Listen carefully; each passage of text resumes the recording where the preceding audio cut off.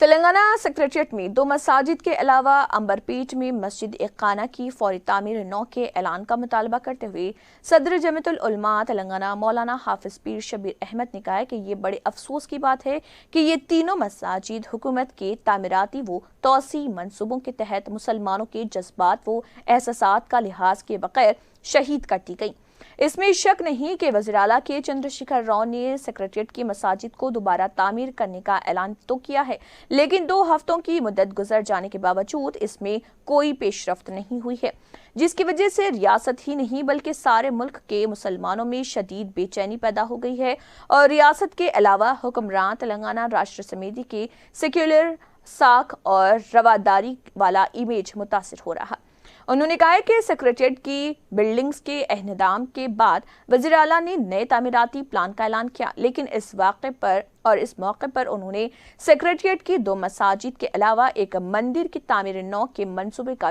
کوئی اعلان نہیں کیا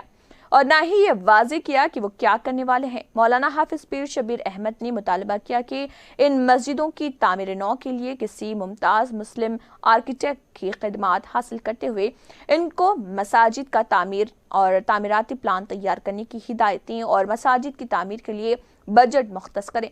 مولانا حافظ پیر شبیر احمد نے کہا ہے کہ اس معاملے میں حکمران تلنگانہ راشٹر سمیتی کے علاوہ تائیدی جماعت کے علاوہ دیگر جماعتی اپنے اثر و رسوخ کا استعمال کرتے ہوئے اس مسئلے پر وزیر اعلیٰ سے نمائندگی کرتے ہوئے ان کو مسلمانوں کے جذبات و احساسات سے واقف کروائیں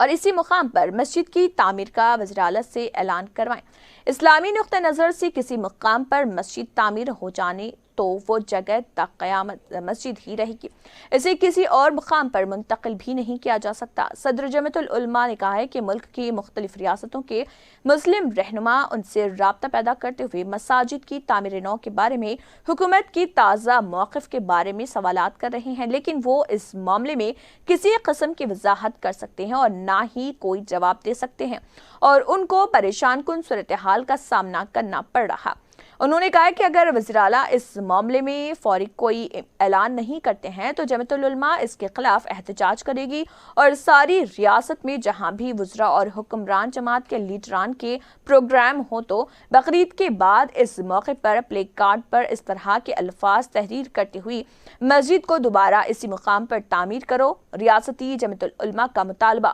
احتجاجی مظاہرے کرے گی اور وزیر اعلیٰ کے خلاف تحریک چلائے گی۔ انہوں نے کہا کہ وزیر اعلیٰ کو محض زبانی باتیں کرنے کے بجائے عملی اقدامات کرتے ہوئے عوام کا اعتماد حاصل کرنا چاہیے۔